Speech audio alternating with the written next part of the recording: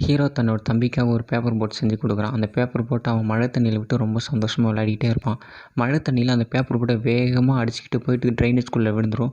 ட்ரைனேஜ்குள்ளே விழுந்து போட்டை எடுக்கலான்னு போகும்போது திடீர்னு ஒரு ஜோக்கர் வந்து அவன் தம்பி கூட பேசிக்கிட்டே இருக்கும். ட்ரைனேஜ்குள்ளே இருந்து அவன் கூட நல்லா தான் பேசிகிட்டே இருக்கும். திடீர்னு ஒரு மான்ஸ்டர் மாதிரி அவன் கையை கடிச்சு உள்ளே எடுத்து அவனை கொன்னுடும். அந்த ஊரில் நிறைய பசங்க இந்த மாதிரி தான் மிஸ் ஆகிட்டே இருப்பாங்க.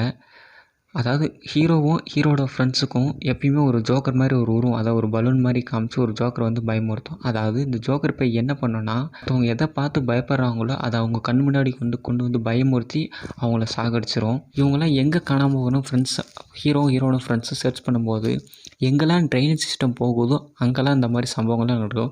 இந்த ட்ரைனேஜ் எங்கே ஸ்டார்ட் ஆகுதுன்னு ஒரு பாழடைஞ்ச ஒரு வீட்டில் தான் அது ஸ்டார்ட் ஆகும்.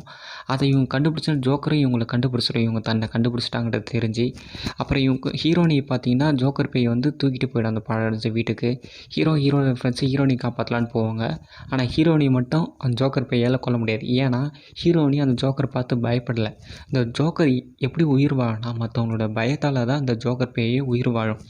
ஃபைனலாக ஹீரோவை மட்டும் பிடிச்சி வச்சுக்கிட்டு நீங்களாம் தப்பிச்சு போயிடுங்க, நான் இவனை மட்டும் கொன்னுடுறேன், நீங்களாம் தப்பிச்சு போங்க அப்படின்னு சொல்லிட்டு ஜோக்கர் பேய் வந்து பயமுறுத்தும். பட் ஹீரோட ஃப்ரெண்ட்ஸு பயப்படாமல் எங்கள் ஃப்ரெண்டை நாங்கள் விட்டுட்டு போவோம்னு சொல்லிட்டு அதை பார்த்து பயப்படாமல் தைரியமாக அது கூட ஃபைட் பண்ணி ஹீரோவும் காப்பாற்றிடுவாங்க. இந்த படத்தோட மெயின் கான்செப்ட் என்னன்னு பார்த்தீங்கன்னா, பயத்தை பார்த்து நம்ம ஓடனா அதை நம்ம துரத்திக்கிட்டே இருக்கும்.